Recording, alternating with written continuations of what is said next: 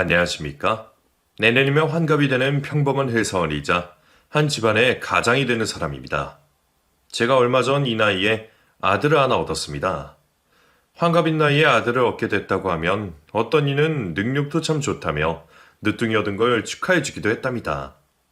하지만 아쉽게도 저에게 늦둥이로 얻을 만한 능력은 없었고 30년 동안 저도 모르게 존재하고 있었던 제 아들을 처음 만나게 된 것입니다.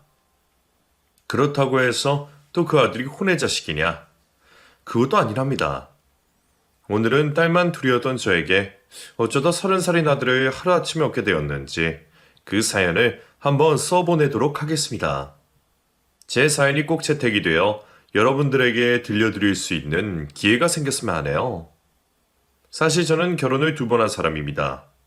지금의 아내와는 재혼을 한 사이라고 볼 수 있겠죠. 전처는 제가 20살일 때 만난 저의 첫사랑이었습니다.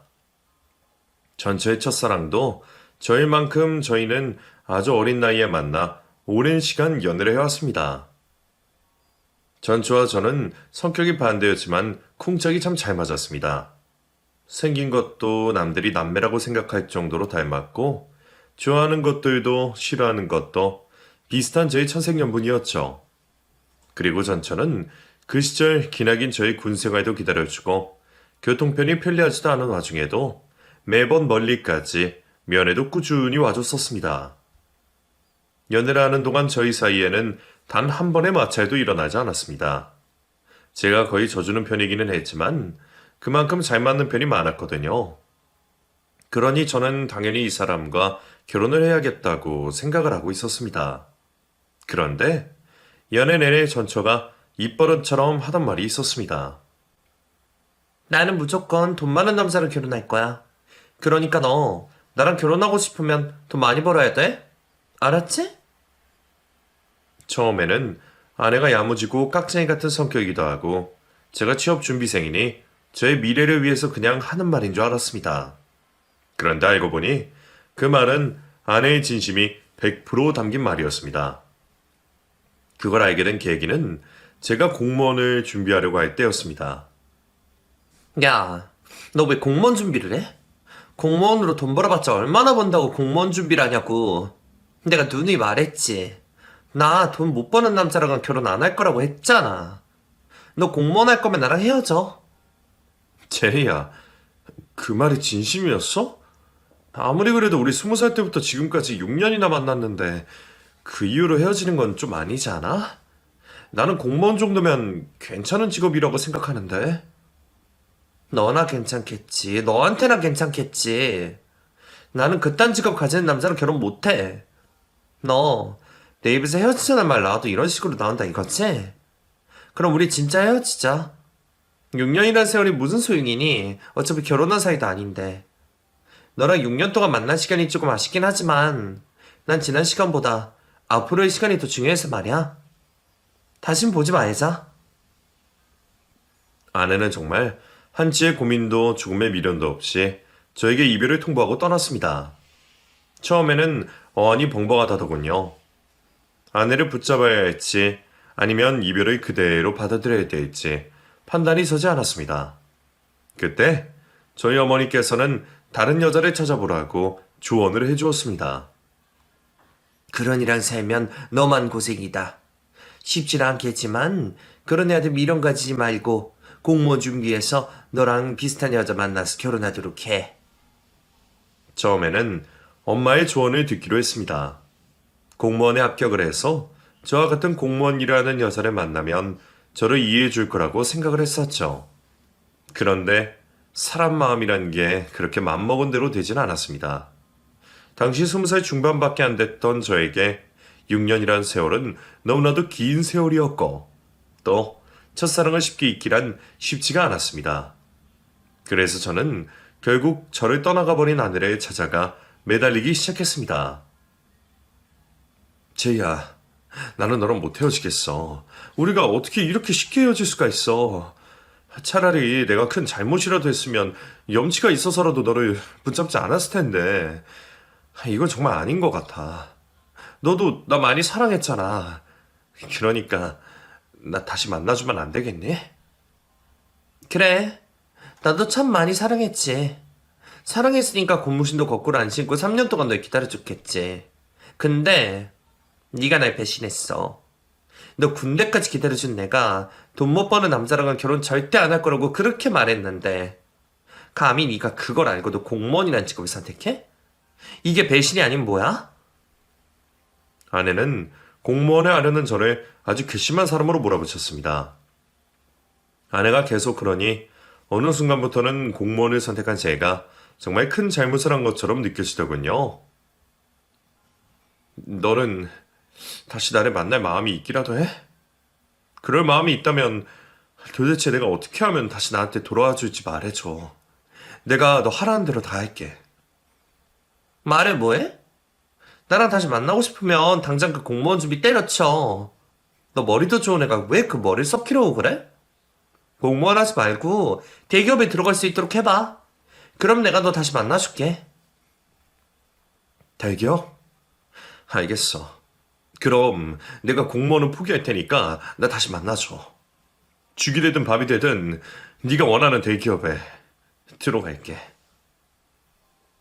대기업은 제가 올라가지 못할 나무라고 생각을 했습니다.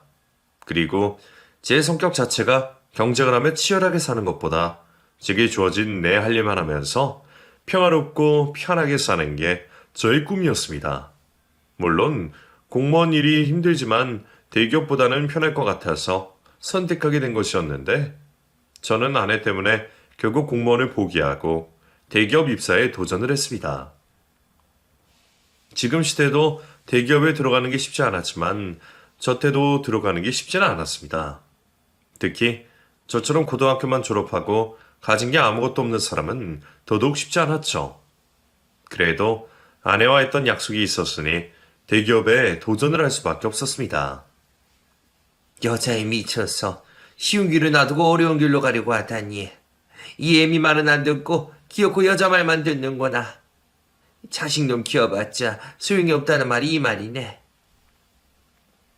어머니께서는 여자친구의 말을 듣고 대기업에 도전하는 저를 탐탁지 않아 했습니다. 심지어 제가 대기업에 들어가겠다고 몇 년이나 고생했기 때문에 대기업 가라고 시킨 아내와 그런 아내의 말만 듣는 저 때문에 크게 화가 나신 듯 했습니다.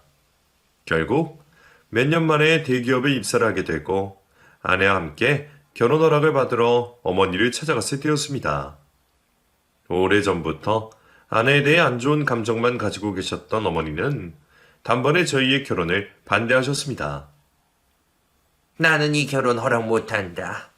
제인이가 그동안 우리 경훈이 고생시킨 것도 마음에 안 들고 대기업 다니는 우리 경훈이에 비해 아무것도 가진 게 없는 너도 마음에 안 들어.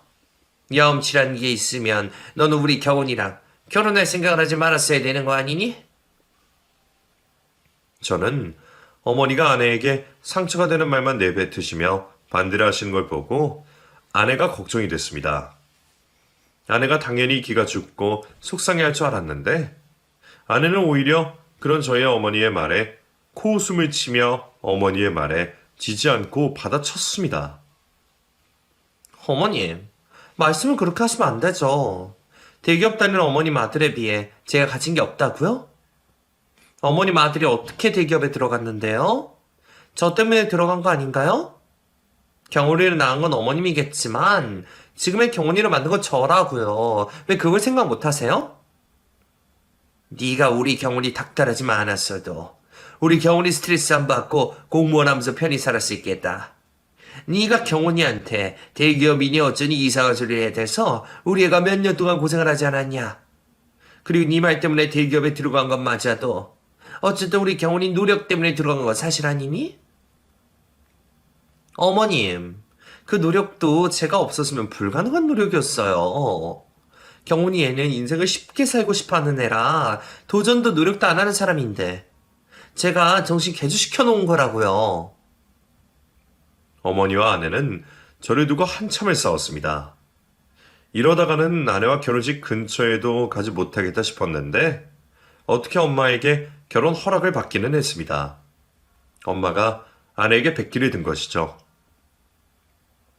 어휴, 그런 독하는 아내 며느리가 된다고 생각하면 끔찍하긴 하지만 걔 말대로 네가 대기업에 들어간 건 어쨌든 제이 때문이니 그 공을 생각해서 결혼 허락은 해주마. 애가 독하긴 해도 머리가 똑똑해서 그런 거니까 결혼하고 나서도 제이 말 잘 들어. 그래도 너무 기죽이거나 사람 못 살게 굴면 그때 이 애미한테 말해. 어머니가 아내의 공을 인정해 주셨습니다. 성격이 마음에 들지는 않기는 했지만 제가 아내와 결혼을 하면 어머니는 제가 더 잘 될 거라고 생각을 하시는 듯 했습니다. 결혼 후 어머니의 말씀대로 아내의 말을 잘 들으며 살아야겠다고 다짐을 했습니다. 그런데 아내가 갑자기 저에게 대출을 해달라고 하더라고요. 여보, 당신 앞으로 대출 얼마까지 받을 수 있어? 나 돈이 좀 필요해서 그러는데 대출 좀 받아줘. 내 앞으로는 돈이 얼마 안 나오더라고? 대출? 갑자기 무슨 대출? 당신이 그런 큰 돈이 뭐가 필요하다고 대출을 받아달라고 하는 거야? 어디다 쓰려고? 지금 나 무시해? 나도 큰 돈 쓸 때가 있으니까 지금 당신한테 이야기 꺼낸 거 아니겠어? 내가 뭐 이유 없이 행동하는 거 봤냐고. 결혼 전엔 그래도 이 정도까지는 아니었는데 결혼 후 아내는 정말 막무가내였습니다. 제 삶에 자신이 미치는 영향이 크다고 생각을 했는지 저를 자기 손바닥 위에 올려두고 저를 휘두르려고 했죠. 무시한 건 아닌데 무슨 이유 때문인지를 말해줘야지. 무작정 대출해달라고 이야기를 꺼내면 내가 어떻게 해줘. 나 빵집 하나 차리려고 그래?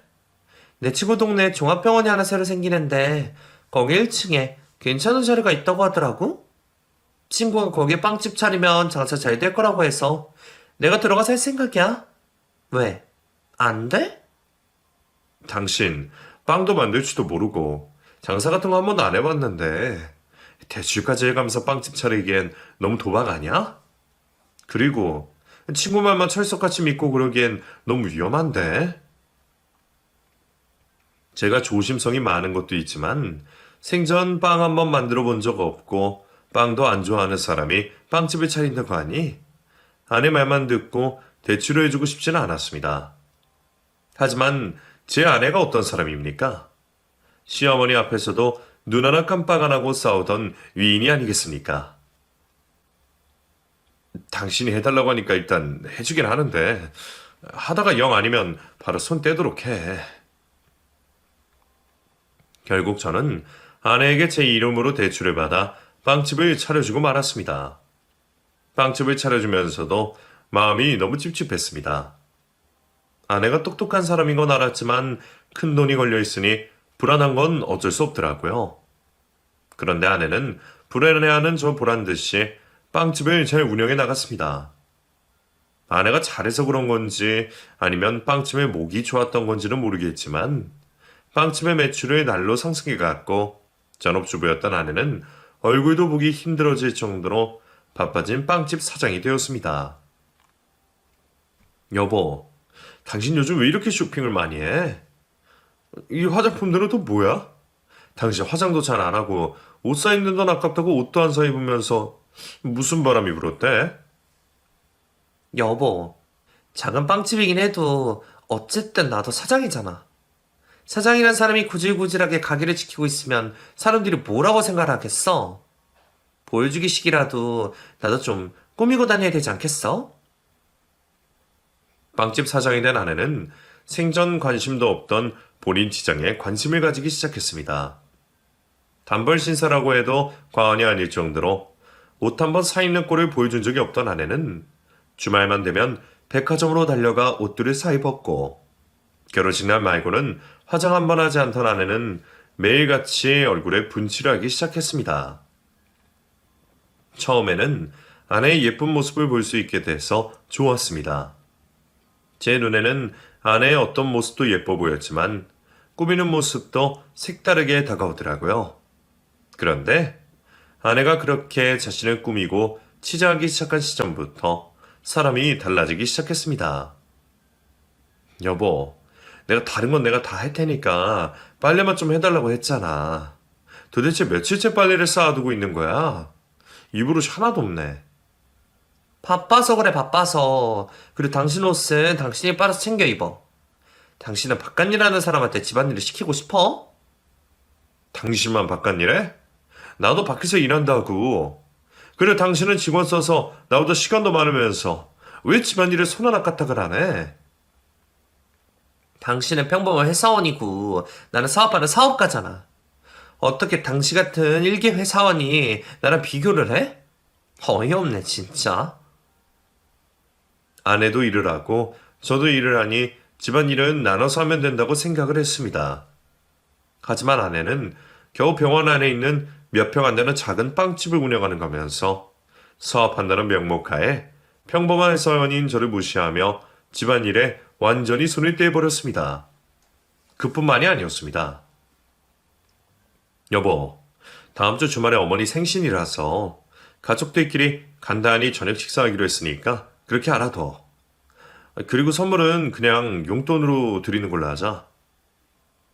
어머님 용돈 내가 챙겨줄게. 근데 나 주말에 사업가 친구들 모임 있어서 못 갈 것 같아. 당신 혼자 갔다 와. 당신, 저번 명절에도 일 때문에 바쁘다고 집에 안 갔었잖아. 이번에도 빠지면 어머니 화내실 거야. 가자. 어머니도 참 너무하신다. 사업하는 며느리 그렇게 괴롭히고 싶으시대? 그래 당신이 중간에서 잘 말해주면 어머니 화낼 일도 없으실 거 아니야. 당신이 알아서 좀 잘해봐. 아내가 저희 어머니와 사이가 그리 좋은 것은 아니었지만 그래도 며느리 노릇은 톡톡히 하는 사람이었습니다. 괜히 며느리 노릇을 못한다는 이유로 시어머니에게 책 잡히기 싫었던 거였죠. 그랬던 아내는 빵집을 운영하면서부터 저희 집 근처에도 가지 않았습니다. 100번 양보해서 그것까지 이해할 수 있었습니다. 어쨌든 저희 집은 시댁이니 이런저런 핑계를 대해서라도 가고 싶지 않았겠죠. 사업을 하면서도 변해도 너무 변해버린 아내는 자신의 친정에까지 손을 떼기 시작했습니다. 여보, 왜 이렇게 연락이 안 돼? 장모님 지금 혈압 오르셔서 응급실에 실려오셨어. 장인어른이 지금 심각하다고 연락하셔서 나 지금 병원이야. 당신 어디야? 집이야? 나 지금 친구들 만나는 중? 애들이랑 지금 중요한 이야기 하던 중이라서 연락 온지도 모르고 있었네? 친구들이랑 무슨 중요한 이야기를 한다고 연락을 이렇게 못 받아. 일단 지금 당장 병원으로 와. 장모님 지금 위독하셔. 아니야. 엄마 이전에도 혈압 때문에 몇 번 쓰러지셨어? 병원에서 심각하다고 하셔도 별일 아닐 거니까 너무 유난 떨지 말고. 우리 아빠나 당신이 좀 챙겨줘. 우리 아버지 열이시잖아? 아내는 자신의 친정엄마가 쓰러지셔서 위독한 상황에서도 바쁘다는 핑계로 병원에 찾아오지 않았습니다. 집안일도 시댁일도 그리고 자신의 친정집 일도 모두 저에게 떠넘겨버렸죠. 그 정도가 너무 지나치다는 생각이 들었던 제가 아내에게 빵집을 그만 접으라고 말했습니다.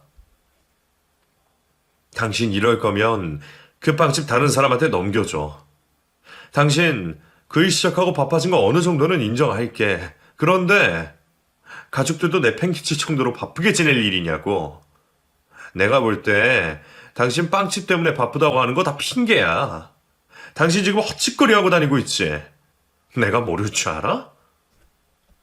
헛짓거리라니? 당신 말을 왜 그런 식으로 해? 솔직히 지금 이 집에서 돈 더 많이 버는 사람이 누구야? 나지? 내가 그렇게 발에 불이 나도록 뛰어다니니까 돈을 그만큼이나 벌어올 수 있는 거라고. 지금 당신 앞으로 대출 받은 것도 나 덕분에 거의 다 갚은 거 아니야? 당신은 오히려 나한테 고마워야지. 내가 이 집 가장이 됐는데. 돈만 많이 벌어오면 가장이야? 가정을 내팽개치고 밖으로 나돌아다니는 사람이 무슨 가장이야. 당신 돈 못 벌어와도 되고 집에만 있어도 되니까 빵집 문 닫아. 아내가 이 지경까지 오게 된 건 다 그 빵집 때문이라고 생각을 했습니다. 아니면 아내가 빵집 문을 열도록 정보를 알려주고 계속해서 아내를 밖으로 끌어들이는 저는 모르는 아내 친구 때문이라고 생각을 했죠. 아니면 당신 소지이라는 그 친구랑도 그만 만나. 수인 씨는 당신 기운인 거 알면서도 계속 밖으로 불러내고 사람이 어쩜 그렇게 기본이 안 됐어? 당신 그 사람이랑 그만 어울려. 싫은데? 지금 내가 소진이 덕분에 이렇게 잘 됐는데 어떻게 내가 먼저 소진을 끊어내? 나 앞으로 계속 소진이 만날 거니까 당신은 내 인간관계 신경 꺼. 내가 집안일에 손을 놔서 당신 지금 이런 거면 내가 좀 더 신경 쓰도록 할게. 그럼 됐지. 더 이상 아내와는 대화가 되지 않았습니다. 빵집 문을 닫으라는 저와 절대 그럴 수 없다고 하는 아내와 대치를 하다 저희는 매일같이 싸우기 시작했습니다. 그 누구도 물러설 생각을 하지 않았죠. 서로가 지쳐갈 정도로 매일을 싸우게 되자 어느 날 아내가 저에게 말도 없이 짐을 싸들고 집을 나가버렸습니다. 나는 더 이상 나를 이해 못해주는 남편과 한 집에서 살 수가 없어. 잠깐 떨어져 지내면서 우리 관계에 대해 다시 생각해보자. 메모 한 장만 달랑 남겨두고 집을 나가버린 아내는 찾으러 저는 아내가 운영한다는 빵집으로 찾아갔습니다. 아내가 어느 순간부터 오지 못하게 해서 오랜만에 들린 빵집인데 직원들이 모두 바뀌었는지 제가 아는 직원이 단 한 명도 보이지 않았습니다. 사장님 만나러 왔는데 사장님 어디 계세요? 사장이요? 제가 사장인데 무슨 일로 오셨어요? 직원인 줄로만 알았던 사람이 자신이 이 빵집의 사장이라고 말을 했습니다. 여기 사장 이재희 씨 아닌가요? 저 이재희 씨 남편 되는 사람인데 그쪽이 여기 사장님이시라고요?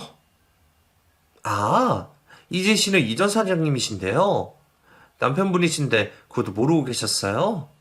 저 한 달 전에 이재희 씨한테 이 빵집 넘겨받았어요. 정말 남편 맞아요?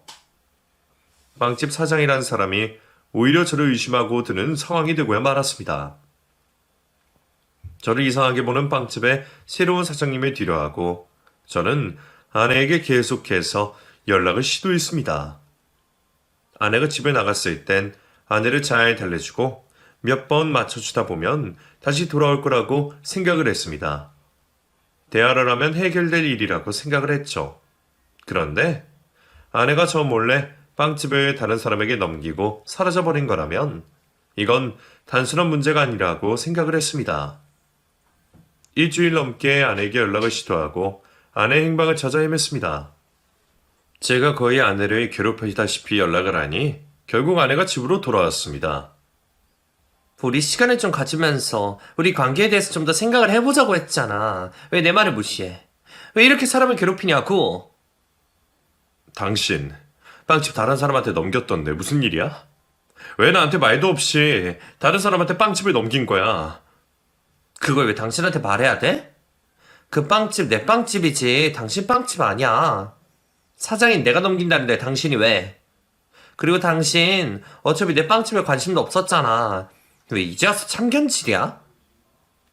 말도 없이 집도 나가고 말도 없이 가게도 다른 사람한테 넘겼는데 그걸 알고도 어떻게 가만히 있어? 당신 도대체 지금 무슨 생각으로 이러고 있는 거야? 아내에게 모든 사실을 말해줄 것을 요구하자 아내는 가방을 뒤적이더니 종이 한 장을 제게 건넸습니다. 바로 이혼 서류였습니다. 나 당신이랑 더 이상 못 살 것 같아. 일주일 넘게 고민해봤는데 우리 더 늦기 전에 이혼하는 게 서로 정신건강에 좋을 것 같아. 우리 이혼하자. 갑자기 이혼은 또 무슨 이혼이야? 요즘 세상에 이혼하면 얼굴도 못 들고 다니는 거 당신도 알잖아.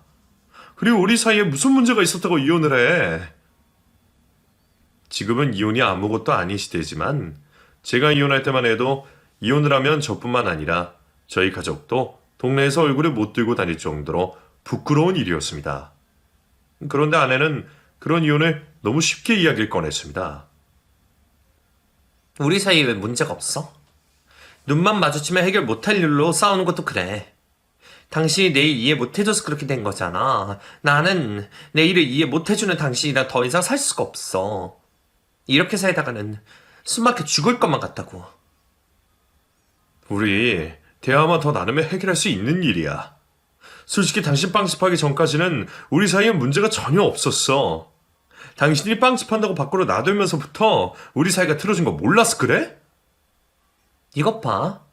당신은 지금도 내 탓을 하고 있잖아? 빵집 차린다고 당신 앞으로 빌린 대출금 남은 건 갚아주고 갈 테니까 좋게 말해도 이혼서류 도장 찍어. 그리고 이혼 도장 찍기 전까지 나한테 연락하지 마. 아내는 자신의 도장이 찍힌 이혼 서류 한 장만 저에게 던져준 뒤 다시 집을 나갔습니다. 그런 아내를 이해할 수도 없었고 이미 돌아선 아내의 마음을 돌릴 자신도 없었지만 그래도 이혼만큼은 절대 할 수 없었던 제가 아내를 붙잡기 위해 정말 노력을 했습니다. 그런데 아내의 마음은 정말 단단히 돌아섰는지 아무리 붙잡아도 마음을 되돌릴 생각이 없어 보였습니다. 이런 상황에 놓이게 된 걸 알게 된 어머니께서 말씀하셨습니다. 다른 것도 아니고 남들 시선 때문에 그러는 거면 그냥 이혼 서류에 도장 찍어라. 그런 애랑 더 살아봤자 너만 고생이지. 네가 뭐가 아쉬워서 그런 애라도 못 사니. 첫사랑이건 아발이고 이제 그만 끝내.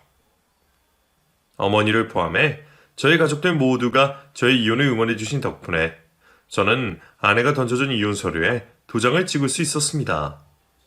가족들이 힘이 되어주지 않았다면 저는 정말 끝까지 이혼 서류에 도장을 찍을 수 없었을 겁니다. 이혼을 하고 난 후 아내가 마지막으로 이런 말을 하더군요. 이혼해줘서 고마워. 나도 나 잘 먹고 잘 살고 싶어서 그러는 거니까 당신이 이해해줬으면 좋겠어? 나중엔 당신도 이런 내 선택에 감사할지도 몰라. 당신이랑 내 사이엔 나중이라는 건 없으니까 고맙다는 소리 듣고 싶으면 지금 이 자리에서 해줄게. 이혼해줘서 고맙고 잘 먹고 잘 살아라. 아내와 이혼을 한 후 한동안 정말 힘들었습니다. 아내의 잘못으로 이혼을 하긴 했지만 아내와 함께 이혼 10년이란 세월을 쉽게 잊어버리기란 쉬운 일이 아니었죠. 저의 연인이자 저의 가족이었던 사람이 하루아침에 제 곁을 떠난 사실을 받아들이기까지 2년이라는 시간이 걸렸습니다. 아내를 다 잊고도 다시 새로운 시작을 할 자신이 없었던 저는 한참을 혼자서 지냈습니다. 어머니께서는 더 늦기 전에 새 출발해라. 평생 오래 위로 살다 늙어 죽을 게냐? 라며 재혼을 재촉하셨지만 집과 회사만 반복하던 제가 마땅히 재혼할 사람을 찾을 수도 없을 뿐더러 그럴 마음이 제게 없었습니다. 그러다 마흔이 될 때쯤 어느 여자를 만났습니다. 같은 회사 다른 부서의 직원이었는데 회사 동기가 회사 사람들 몰래 저에게 그 사람을 소개해 줬습니다. 강 과장도 이혼해서 온 지 사실 꽤 됐대. 남편이 바람나서 헤어졌다고 하더라고. 강 과장 정말 괜찮은 사람이라 내가 다리 놔주려고 하는 거니까 한번 만나봐. 회사에는 절대 소문 안 나게 내가 잘해볼게. 새로운 사람을 만나는 것도 저에겐 힘든 일인데 다른 사람도 아니고 회사 안에 사람을 만나려고 하니 겁이 났습니다. 괜히 만났다가 소문이 잘못 나기 시작하면 저뿐만 아니라 상대방도 회사를 다니기 힘들어지는 지경에 이를지도 몰랐으니까요. 그 걱정에 제가 몇 번이나 거절을 하자 동기가 소개해준다는 그 당사자가 점심시간에 저를 찾아왔습니다. 혼자서 회사 근처 벤치에 앉아 커피를 마시고 있는데 누군가 저에게 말을 걸더군요. 민경훈 과장님 맞으시죠? 저 마케팅 부서 강세영이에요. 저 아시죠? 한번 만나 뵙고 싶은데 계속 인연이 안 되는 것 같아서 제가 직접 찾아왔어요. 주변에 회사 사람도 없는 거 보고 왔으니까 안심하세요. 어떻게든 회피하고 있던 인연이 결국 이어지고야 말았습니다. 동기의 말대로 그 사람은 참 좋은 사람이었습니다. 마치 이렇게 될 줄 알고 그동안 제가 만남을 피해왔나 싶더라고요. 서로를 알게 된 지 1년도 되지 않아 저희는 재혼을 하게 되었습니다. 아내도 저도 서로 재혼인 만큼 결혼식은 생략하고 혼인신고만 한 뒤 살림을 합쳤습니다. 저와 같이 평화주의자 성격인 아내와의 결혼 생활은 정말 행복 그 자체였습니다. 전처와 결혼하고 난 후 매일 불안에 떨며 살았던 결혼 생활과는 정반대의 삶이었죠. 재혼을 하고 저희에게 바로 첫 아이가 찾아왔습니다. 아내도 저도 나이가 있는 편이라 아이를 포기하고 둘만 사는 게 어떨까 하고 생각을 했었는데 기적처럼 아이가 저에게 찾아왔고 저희는 그렇게 연년생의 두 딸을 얻었습니다. 첫 결혼을 했을 땐 결혼이라는 게 이렇게 힘들고 사람을 괴롭게 하는 제 도구나라고 생각을 했는데 지금의 아내와 결혼을 하고 나서는 결혼이라는 게 안정적인 것이고 사람의 인생에 큰 행복도 가져다 주는 것이라는 것을 깨닫게 되었습니다. 천사 같은 지금의 아내와 토끼 같은 두 딸들 덕분에 그 힘겨운 회사 생활도 버티며 지금까지 잘 견딜 수 있었던 것 같습니다. 치열하게 살았던 젊은 시절과는 달리 쉰이라는 나이가 한참 넘은 지금은 마음 편히 정년퇴직만을 기다리고 있었는데 어느 날 회사로 생면부지 어떤 젊은 남자가 저를 찾아왔습니다. 이사님, 누가 이사님 찾아왔는데요? 이름이 최재민이라고 하는데 이사님 아시는 분일까요? 최재민? 처음 듣는 이름인데 잘못 찾아온 거 아니야? 다시 확인해봐. 그분이 이재희 씨 아들이라고 하면 된다고 하던데요. 어떻게 할까요? 들여보낼까요? 30년 만에 전처의 이름을 듣게 되자 불안한 기운이 감돌았습니다. 회사는 보는 눈이 많아 일단 제가 밖으로 나가 저를 찾아온 젊은 남자를 대면했습니다. 저를 찾아온 젊은 남자는 마냥 어려워 보이지만은 않은 나이로 보이는 남자였습니다. 이 남자와 전처는 도대체 무슨 관계이길래 저를 찾아왔나 싶었어요. 누구신데 저를 찾아오셨죠? 이재희 씨랑은 무슨 관계길래 저를 찾아오신 건가요? 그 사람이랑 저랑 안 보고 산 지 30년도 더 됐는데요. 민경훈이라는 사람이 제 아버지라고 하셔서 용기 내서 찾아왔습니다. 저 이재희 씨 아들이거든요. 저에게 아버지라고 하는 전처의 아들의 말에 저는 크게 웃어 보였습니다. 전처가 자신의 아들에게 무슨 말을 어떻게 했길래 전처의 아들이 전처의 거짓말에 홀딱 속아 저를 찾아왔나 싶었죠. 그쪽 엄마가 그쪽한테 무슨 말을 잘못한 것 같은데 그쪽은 제 아들이 아닙니다. 이재희 씨랑 같이 살았던 건 맞지만 저희 사이에 아들은 없었습니다. 딸도 없고요. 그 어떤 자식도 없었습니다. 엄마가 아버지한테 임신 사실을 숨기고 이혼을 하셔서 아버지가 모르셨던 것뿐입니다. 저 아버지 자식 맞습니다. 필요하시다면 친자검사도 할 수 있습니다. 제 말을 믿어주세요. 젊은 남자는 자신이 저의 아들이 맞는다며 제 앞에서 눈물을 흘리고 믿어달라고 호소하기 시작했습니다. 일단 이게 어떻게 된 일인지 더 들어봐야겠다는 생각이 들었습니다. 이게 어떻게 된 일인지 저한테 설명해 줄 수 있어요? 무작정 제 아들이라고 하면 저 당연히 믿을 수가 없죠. 제게도 아버지가 계셨습니다. 10살 때까지만 해도 그 아버지가 저희 친아버지라고 믿고 있었죠. 그 아버지도 제가 자신의 아들이라고 생각을 하고 지냈는데 아무리 뜯어봐도 제가 본인과 닮은 구석이 없다고 생각하시나 봐요. 제가 10살 때 의사였던 아버지께서 엄마 몰래 친자검사를 하셨고 그때 제가 자신의 아들이 아니라는 걸 알게 되셨습니다. 의사요? 의사 아버지라고 하셨습니까? 이제희 그 사람이 저랑 이혼하고 의사랑 재혼을 했나요? 네. 엄마가 아버지 병원 건물에 있는 빵집을 하시다가 아버지를 알게 돼서 재혼을 하신 거라고 했습니다. 어쨌든 저는 그 아버지 친자식이 아니었고 제가 10살이 되던 해 그 집에서 어머니랑 쫓겨나게 됐습니다. 제 아들이라고 찾아온 젊은 남자의 말을 정리해보면 저는 병원 안에서 빵집을 운영하면서 그 병원에 일하는 의사와 눈이 맞아 임신한 상태로 저와 이혼을 하고 그 의사와 재혼을 한 것 같았습니다. 그뿐만이 아니라 의사와 재혼을 할 때 전처는 자신의 뱃속에 있는 아이를 의사의 아이라고 속이고 결혼을 한 듯 했습니다. 충격적인 사실은 거기서 끝이 아니었습니다. 엄마가 아버지한테 쫓겨나자마자 저를 고아원에 보냈습니다. 저를 고아원에 버리시고 엄마가 도망을 가셨어요. 새 출발을 하시겠다면서 말이에요. 제가 엄마의 새 출발에 걸림돌이 된다고 하더라고요. 제가 그럼 친아버지한테라도 보내달라고 했더니 그럴 수 없대요. 아버지는 이미 재혼을 하셨다고요. 아들은 제가 몰랐던 지난 과거 이야기를 저에게 들려주며 오열을 했습니다. 그런데 얼마 전에 저를 버리고 갔던 엄마가 20년 만에 연락을 주셨어요.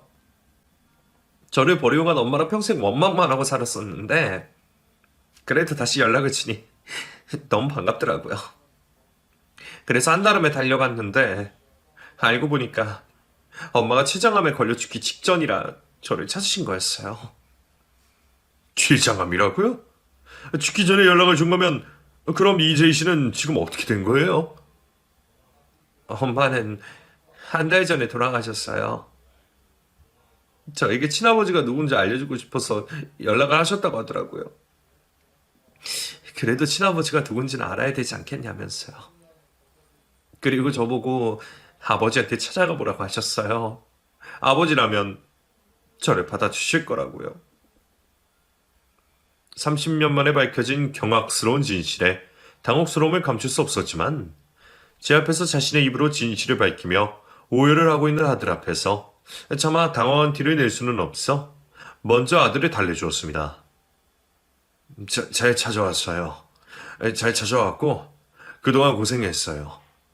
저한테 아들이 있었다는 사실을 진작에 알았더라면 제가 먼저 나서서 찾았을 텐데 나도 아버지로서 참 미안합니다. 친아버지라고 믿었던 사람에게 집에서 쫓겨난 것도 모자라 엄마의 손에 이끌려 고아원에 버려져 평생 혼자 살아왔을 아들을 생각하니 마음이 찢어질 듯 아팠습니다. 하지만 마음이 아픈 것과 별개로 30년 만에 나타난 아들의 존재를 바로 받아들이기란 쉽지만은 않았습니다. 일단 이 사실을 아내에게 먼저 알려야 되겠다고 생각을 했어요. 아이고 세상에. 어떻게 이런 일이 있을 수가 있어. 당신 얼마나 놀랬어? 존지도 모르던 아들이 30년 만에 나타나다니. 그 애도 참 고생 많았겠다. 혼자 살아오는 것도 힘들었을 거고. 당신 찾아오기까지 지도 얼마나 힘들었을 거야. 앞으로 내 역할이 중요한데 내가 어떻게 해야 될지 모르겠어. 그리고 일단은 당신이랑 이야기를 해보고 당신의 의견도 들어봐야 될 것 같아서 말이야. 내 의견 물을 게 뭐 있어. 당신 마음이 곧 내 마음이지. 언제 한번 집으로 데려와. 아들이랑 잘 이야기해보자 우리. 아내는 30년 만에 저를 찾아온 아들을 가엾게 일겨주었습니다. 이미 부모에게서 2번이나 버림받은 아들에게 더 이상 상처를 주고 싶지 않았습니다. 그래서 저는 늦기는 했지만 지금이라도 아들에게 제대로 된 부모 노릇을 해주고 싶었습니다. 그리고 가족의 품이 얼마나 따뜻한 곳인지도 알려주고 싶었죠. 재빈아, 불편하겠지만 아버지 집으로 들어와서 같이 살지 않을래? 엄마랑 동생들이랑 이야기해봤는데 재민이 너랑 같이 살아도 좋을 것 같다고 하더구냐. 말씀은 감사하지만 저는 그냥 살던 곳에서 살겠습니다. 지금부터 우리가 가족이라고 해도 평생 떨어져 살아서 남이나 다름없는데 갑자기 제가 들어가서 살면 가족들이 얼마나 불편하겠어요. 저는 괜찮습니다. 집으로 같이 들어와 살자고 하는 저희 가족의 제안에 아들은 거절을 했습니다. 그래서 아내와 저는 다른 작전을 펼치기 시작했습니다. 재민아, 다음 주 주말에 가족들끼리 여수를 여행 갈 거거든. 그러니까 그날 다른 약속 잡지 말고 꼭 우리랑 같이 여행 가자. 알겠지? 아들과 함께할 시간을 일부러라도 더 만드는 것이었습니다. 평일에도 저녁을 한두 번씩 같이 먹는다거나 주말에 아들과 가족들을 데리고 여행을 간다거나 해서 얼굴을 한 번이라도 더 보고 살을 부대낄 수 있는 기회를 많이 만들었죠. 그러자 아들의 마음도 서서히 열리는 듯 했습니다. 저 아버지랑 같이 사는 것도 좋은데 할머니랑 같이 살아보고 싶어요. 할머니께서 아버지 집에 들어가는 게 불편하면 할머니랑 같이 살아보지 않겠냐고 하시더라고요. 손자 사랑은 아무래도 할머니잖아요. 저 할머니 집에 들어가서 할머니가 해주시는 밥 먹고 얻어먹으면서 지내볼게요. 아들이 저희 집으로 들어오진 않았지만 저희 집에서 5분 거리에 있는 어머니 집으로 들어가 살겠다고 했습니다. 그렇지 않아도 아들이 나타나고 가장 기뻐하면서도 가장 슬퍼했던 사람이 바로 저희 어머니셨거든요. 어머니도 지금부터라도 아들에게 평생 주지 못한 사랑을 줘야 된다며 눈만 뜨면 손자 걱정을 하시긴 했습니다. 아들이 나타난 지 지금은 1년 정도 지났습니다. 현재 아들은 어머니 집에서 지내면서 저희 가족과도 거의 매일같이 보며 지내고 있답니다. 저희 아내에게도 엄마라고 부르며 두 여동생들과도 매우 잘 지내고 있죠. 그리고 아들은 지금 수능 공부 중에 있습니다. 재민아, 그동안 해보고 싶었는데 어쩔 수 없이 하지 못한 게 있니? 있으면 엄마한테 말해봐.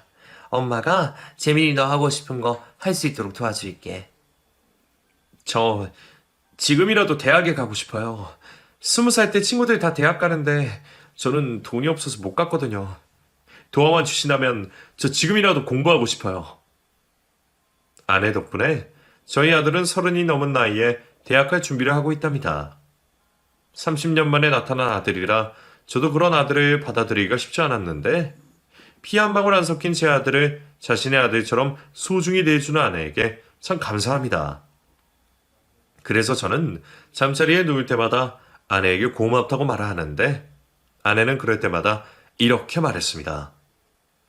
당신 아들이 내 아들이지. 입장이 바뀌었었다면 당신도 나랑 똑같이 했을 거야. 재민이 지금까지 살아오면서 받은 상처 우리가 다 치유해주자.